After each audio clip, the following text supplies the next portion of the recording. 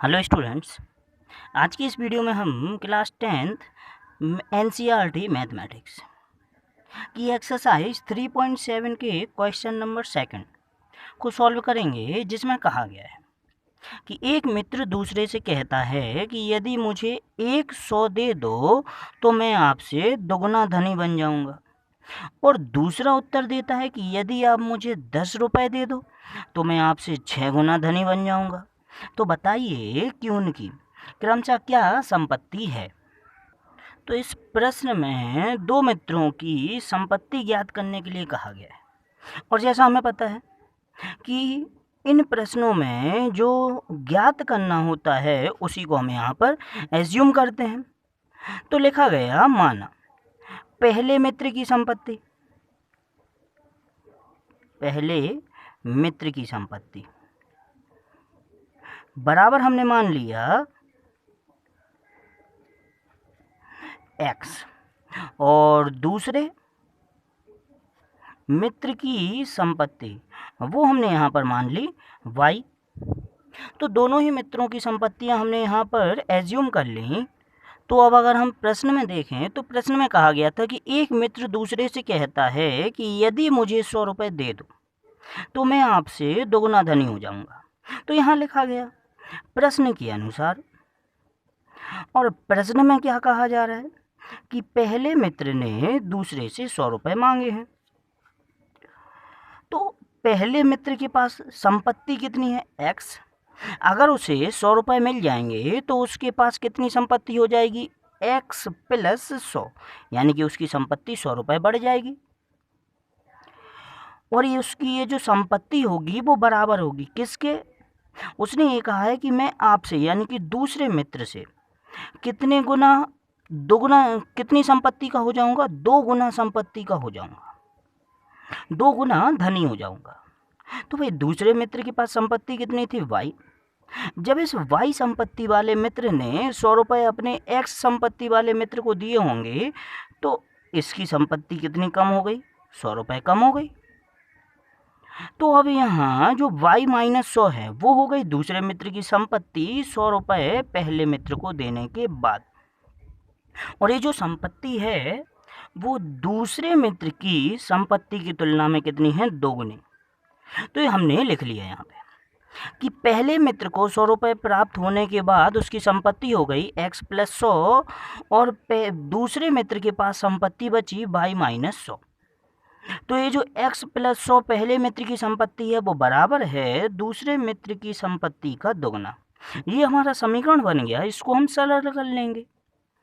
x plus 100 बराबर, यहाँ 2 का गुणा हो जाएगा, y का गुणा 2 का गुणा y में हुआ 2y माइनस 2 का गुणा 100 में हुआ 200, 2y यहाँ आ जाएगा और 100 हमारा इस ओर चला जाएगा, जो कि आ जाएगा हमारा x, 2y इस ओर आया तो माइनस का 2y हो जाएगा, बराबर माइनस का 200, यहाँ से प्लस का 100 इस ओर जाएगा, माइनस का 100, यहाँ x माइनस 2y बराबर, इन दोनों के चिन्ह समान है, दोनों ही जुड़ जाएंगे, माइनस का 300। ये हो गया हमारा x माइनस 2y बराबर माइनस 300, समीकरण नंबर 1। ऐसे ही दूसरा मित्र भी क्या उत्तर देता है, दूसरा उत्तर देता है कि यदि आप मुझे 10 रुपये दे दो तो मैं आपसे कितना, 6 गुना धनी बन जाऊंगा। तो भाई दूसरे मित्र की जो हमारी संपत्ति है वो है y। अगर उसको 10 रुपये मिल गए तो उसकी संपत्ति क्या हो जाएगी, उसको 10 रुपये मिलने के बाद उसकी संपत्ति हो जाएगी y प्लस 10। जबकि अगर पहला मित्र 10 रुपये दूसरे को दे रहा है तो उसकी संपत्ति कितनी बचेगी, x माइनस 10, उसकी संपत्ति में से 10 रुपये कम हो जाएंगे।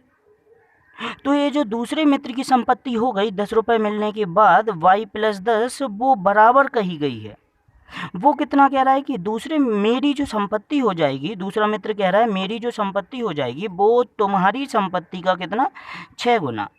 तो x माइनस 10 का 6 गुना जो होगा वो y प्लस 10 के बराबर होगा, ऐसा प्रश्न में कहा जा रहा है। इस समीकरण को हम कर लेंगे सरल, y प्लस 10 बराबर, यहाँ 6 का ब्रैकेट के अंदर गुणा हुआ तो 6 का पहले x में गुणा हुआ 6x, फिर 6 का 10 में गुणा हुआ जो कि बन गया 60। यहाँ से 6x बराबर के दूसरी ओर लेके आए, माइनस का 6x आ गया। यहाँ से प्लस का 10 इस ओर जाएगा, माइनस का 10 बन जाएगा। इन दोनों को हम क्रम से लिख देंगे। ये हमारा आ जाएगा माइनस का 6x प्लस का y बराबर, दोनों के चिन्ह समान है, दोनों ही जुड़ जाएंगे, माइनस का 70। ये बन गया हमारा समीकरण नंबर 2। अब इस समीकरण 1 जो कि हमारा है x माइनस 2y बराबर माइनस 300, और समीकरण 2 जो है हमारा माइनस 6x प्लस y बराबर माइनस 70। इन दोनों समीकरणों को हम किसी भी एक विधि से हल कर लेंगे। समीकरण 1 में हमारा x का गुणांक है 1 और यहाँ समीकरण 2 में x का गुणांक है माइनस 6। अगर हम विलोपन विधि से करना चाहें तो हमें दोनों में ही x के गुणांक बराबर करने पड़ेंगे। तो समीकरण 1 और समीकरण 2 में x के गुणांक बराबर करने के लिए हमें समीकरण 1 में भी माइनस 6 से गुणा करना पड़ेगा। तो लिखा गया यहाँ कि समीकरण 1 में 6 से गुणा करने पर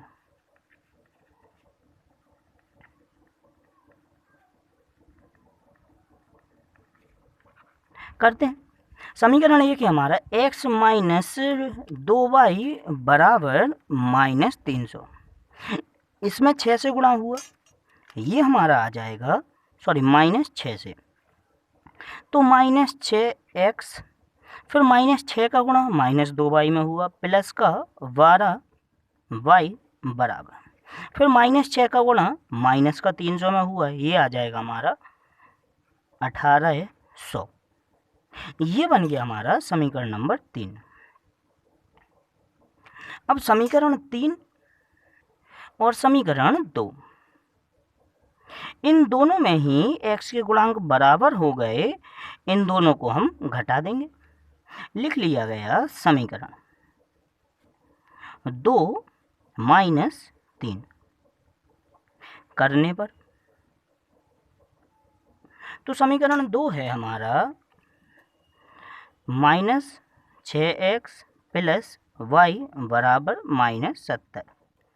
समीकरण 3 है हमारा माइनस 6x प्लस 12y बराबर 1800। दोनों को घटाना है, नीचे वाले समीकरण के चिन्ह बदल जाएंगे, ये हमारा हो जाएगा प्लस, ये माइनस और ये माइनस। यहाँ माइनस का 6x ये प्लस के 6x से कैंसिल हो जाएगा, ये दोनों आपके घट जाएंगे, माइनस का 11y बराबर, यहाँ माइनस 70 और माइनस 1800, दोनों के चिन्ह समान हैं, दोनों ही जुड़ जाएंगे, माइनस का 1870। y का मान ज्ञात करने के लिए माइनस 11 हमारा चला जाएगा हर में, y बराबर बन जाएगा माइनस 1870 बटे 11, माइनस का माइनस से माइनस कैंसिल, 11 से 1870 कैंसिल हो जाएगा, ये हमारा आ जाएगा 170। तो y बराबर हमारा आ गया 170। x का मान निकालने के लिए अब हमने y बराबर जो 170 आया वो समीकरण 1, 2 या 3 किसी भी एक में रख दिया। तो लिख लिया गया समीकरण 1 में y बराबर 170 रखने पर, तो समीकरण 1 है हमारा x माइनस 2y बराबर माइनस 300। इसमें हमने x की जगह पर y की जगह पर 170 रख दिया, तो ये हमारा आ जाएगा x माइनस 2 गुणे 170 बराबर माइनस का 300। आगे ये हमारा माइनस 2 और 170 दोनों का गुणा हुआ, हमारा आ जाएगा x माइनस 340 बराबर माइनस 300। माइनस 340 इस ओर गया, x बराबर हो जाएगा माइनस का 300 और माइनस का 340 इस ओर आएगा, प्लस का 340 बन जाएगा। दोनों ही घट गए, x बराबर आ गया हमारा 40। तो इसका मतलब जो पहले मित्र की संपत्ति है, x हमने बोला था पहले मित्र की संपत्ति को, तो पहले मित्र की संपत्ति हो गई 40 रुपये, और y हमने बोला था दूसरे मित्र की संपत्ति को, तो दूसरे मित्र की संपत्ति हो गई हमारी 170 रुपये। ये हमारा आंसर हो गया।